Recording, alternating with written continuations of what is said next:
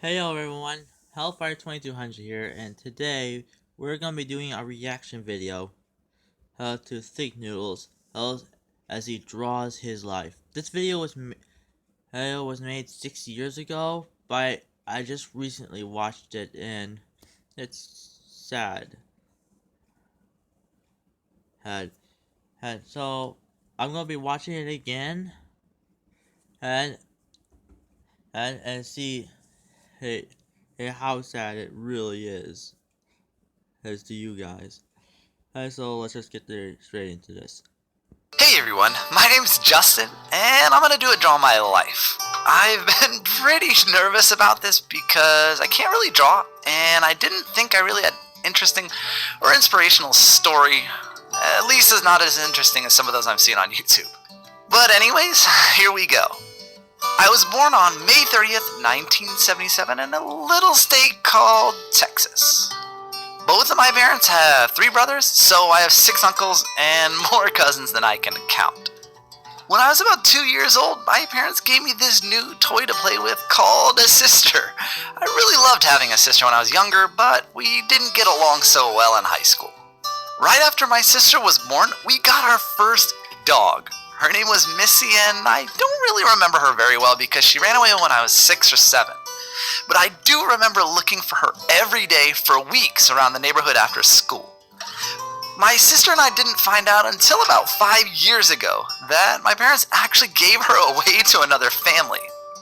In early 1981, when I was around 3, my dad brought home one of the newest things out there, a personal computer from Atari. It came with a cassette tape deck to load programs, if you guys even know what that is. My dad was convinced it was going to change the world and thought it was important for my sister and I to grow up with computers. Throughout my childhood, he was always getting us new computers like the Apple IIe and the Apple IIgs when they first came out, and it turns out he was right. His fascination with computers was passed on to me, and it's one of the only reasons I'm here right now making videos for you guys. The earliest thing I can remember with clarity is when I was 4. We were visiting my grandparents, and I woke up in the middle of the night and I couldn't breathe. I felt like I was suffocating. My parents rushed me to the emergency room, and the doctors told them it was bronchiolitis, which is fairly common in young children, and they sent us home. We didn't have the internet or WebMD to look up symptoms, and there was no way of looking it up, so we just had to listen to what they said. I was still having difficulty breathing, and my mom talked to some of her friends about me and heard about a condition called asthma, which would then shape much of my young life. She took me to a pediatric allergist who diagnosed me with chronic severe asthma as soon as we walked in the door. I got a ton of shots and allergy tests and all this other stuff, and we left with a handful of prescriptions for inhalers, daily medicine, and something called a nebulizer. I called it the machine because I don't think I could pronounce nebulizer at the time, but I had to use it 3 times a day with a tube and a mask like you'd see in hospitals. A few days after that, my mom remembers me saying something right after using my machine. I said, "Mom, I feel better." And she realized that I'd really never known what it was like to breathe normally. We spent the next few years in and out of the emergency room to the point where the emergency room staff knew us by name. I was getting weekly allergy shots for all the things I was allergic to that were setting off my asthma attack, except for cats, and I'm still really allergic to them. I was always embarrassed by my condition, and anytime I was wheezing, I'd make an excuse to go to the bathroom so I could use my inhaler without anyone seeing me. In 5th grade, we moved to this country all the way across the world that I'd never even heard of, Indonesia. And we had to get passports and visas and lots of shots, and I was super excited. So we moved across the world, and I started at this new school, and I didn't know anyone. I was a pretty sensitive kid, so I was kind of sad. Over the next couple of years, my asthma improved, and I didn't need the machine anymore. I met 3 really great friends. We did everything together, but as we got older, they started going out for sports. I was still a short, skinny kid, and everyone else was growing up taller around me, and I kind of got left behind.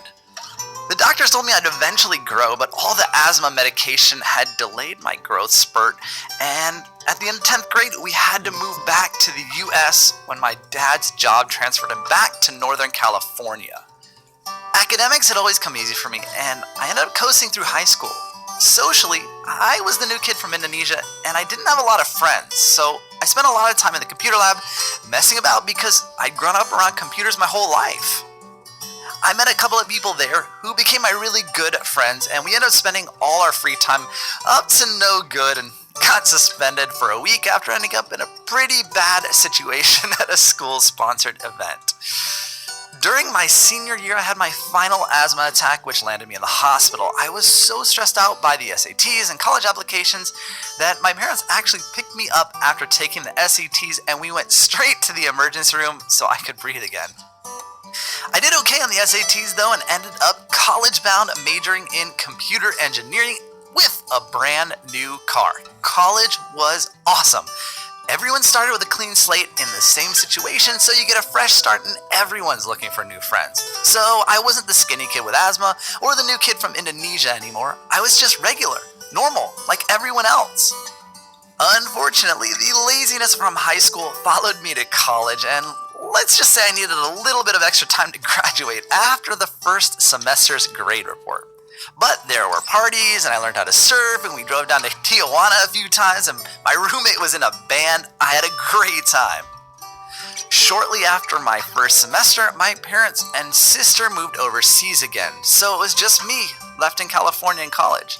I was sad at first, but it was great because I'd visit them in places like Peru and Colombia during my school breaks. Just before college started back up for my second year, I met my roommate's cousin from New York.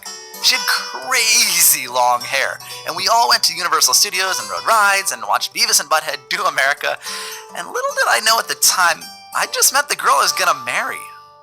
I applied myself a bit more in college, and my sister followed me to the same university, and we became really good friends again. I got my first girlfriend, I graduated from college in June of 2000, got a job working for Cisco Systems in Santa Clara.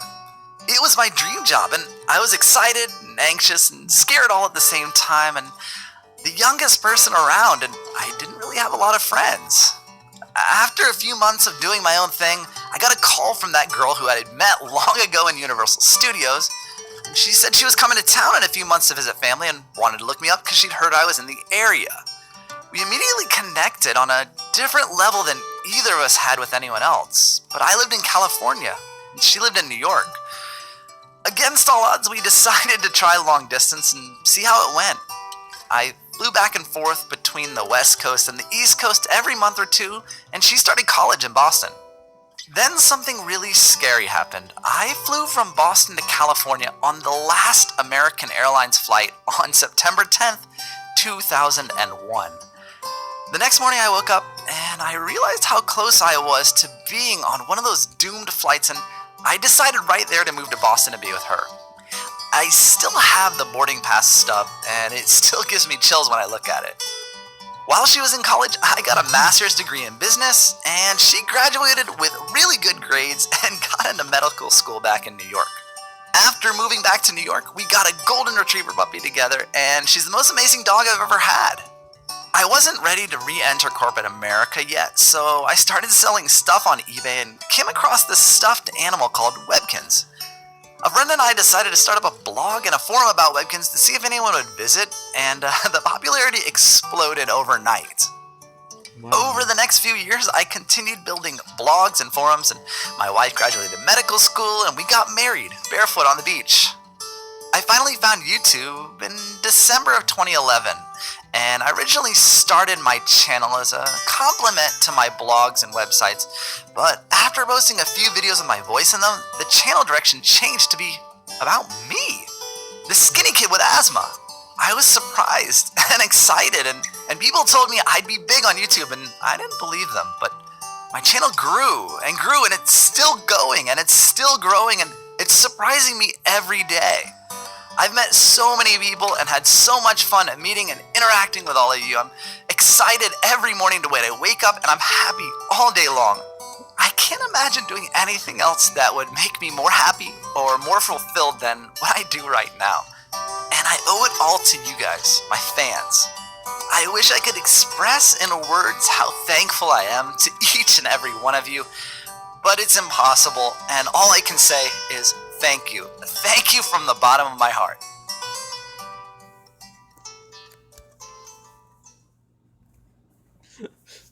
seriously, that keeps giving me tears. There's, there's so much I did not know about Justin. Um, well, I believe that's going to be it for today's video.